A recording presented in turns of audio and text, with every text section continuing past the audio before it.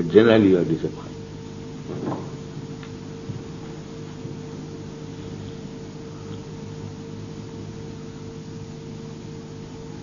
So we are teaching that you take Krishna's plan, he'll be happy. Don't make your own plan. You'll never do it. This is Krishna consciousness.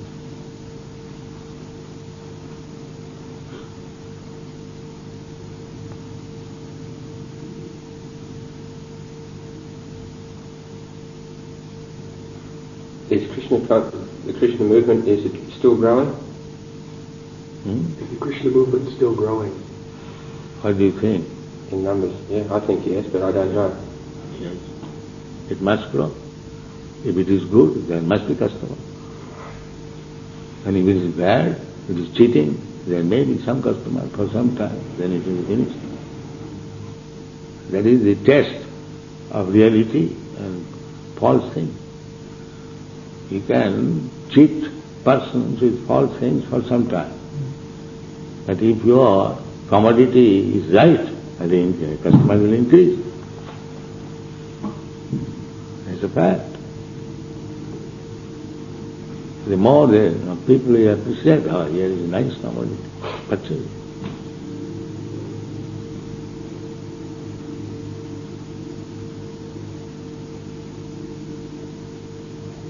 Do many people follow Krishna consciousness by reading books in this method? No, not only reading books, by practicing, by understanding, then it comes right. But what proportion of those people, of all the people... You cannot expect any good thing to be taken up by mass of people. That is not possible. In university, when matriculation candidates, there are so many. Then BA candidates, so many. And when you come to the MA, PhD, very few number. Why is that? You cannot expect that everyone should be MA, PhD. So Krishna consciousness is like that. It is not meant for ordinary person. Those who are very intelligent, they can understand. Ordinary man, they cannot understand even that he is not this body. What he will understand about Krishna? Therefore the beginning understanding is that I am not this body. When you are firmly convinced about this science, that you are not this body, then Krishna consciousness is beginning. And it's not necessary to live a temple life. No, temple life is just like if you go to a school. Without a school you can't be educated.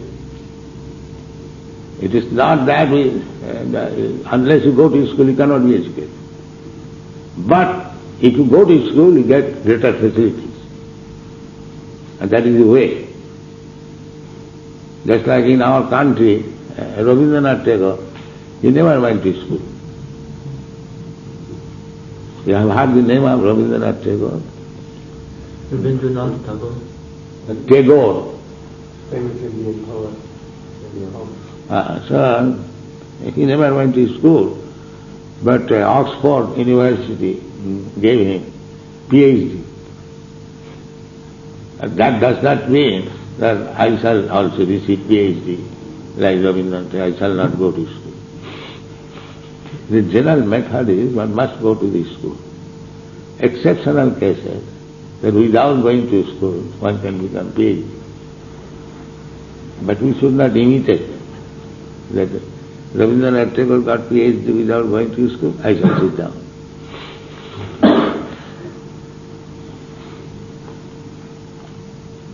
But the fact is that even without going to school one can get PhD. That's a fact.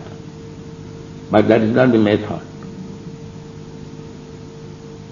The method is that you must go to the primary school, then secondary school, then enter college, then take your degree, then become MA, then PhD. That is the general process. Step by step. And And if you take the example of Rabindranath Tagore that he did not go to school, then I shall not go to school, then you may be spoiled also without going to school.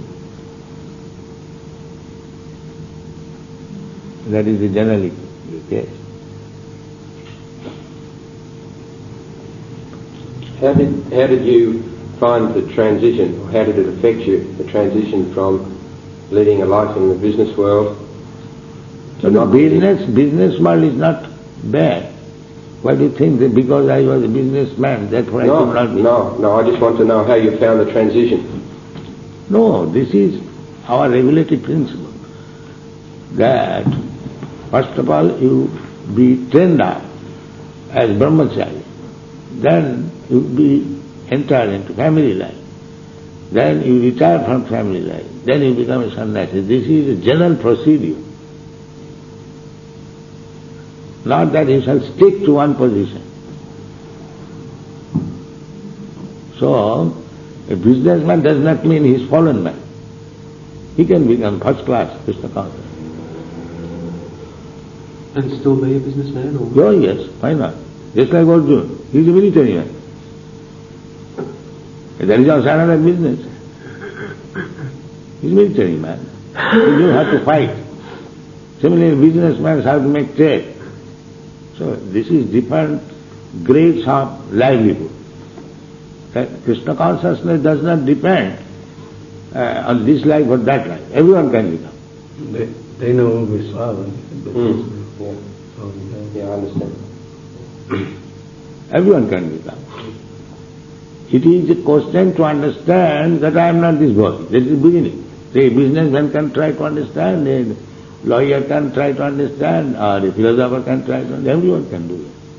The real point is, first of all, try to understand that you are not this body. So where is the hampering? Becoming a businessman or family man or this or that. There is no hampering.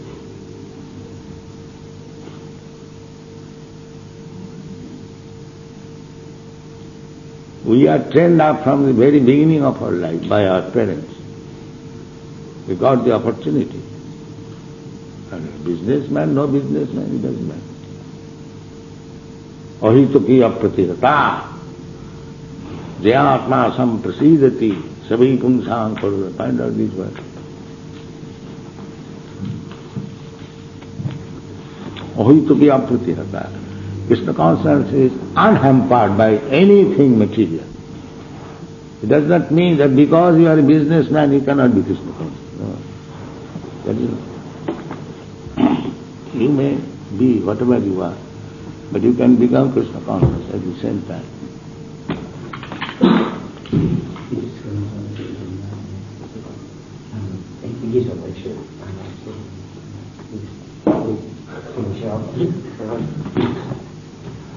So, it is not the super excellency of English language. It is the subject matter. That formerly they used to speak in Sanskrit. Therefore it is recorded in Sanskrit language. It can be transferred to any language. The thoughts are there. That is real. Just like we are translating the thoughts in English, in Spanish, in Portuguese, in French. The real thing is the thought, not the language. But in Sanskrit language you will find very, very high thoughts. That is because it is very old language. Do you find that in the translation from the thoughts and the Sanskrit to the English words, and then from English words to the mass of the people's heads, do you find that there is much loss? If you have grasped the thought, then you can express in any language. But if you cannot grasp the thought, then you cannot express.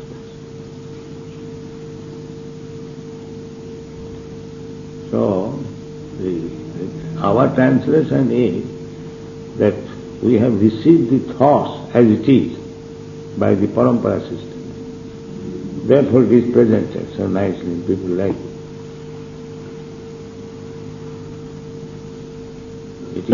It is the value of the subject matter that we have to receive from authority.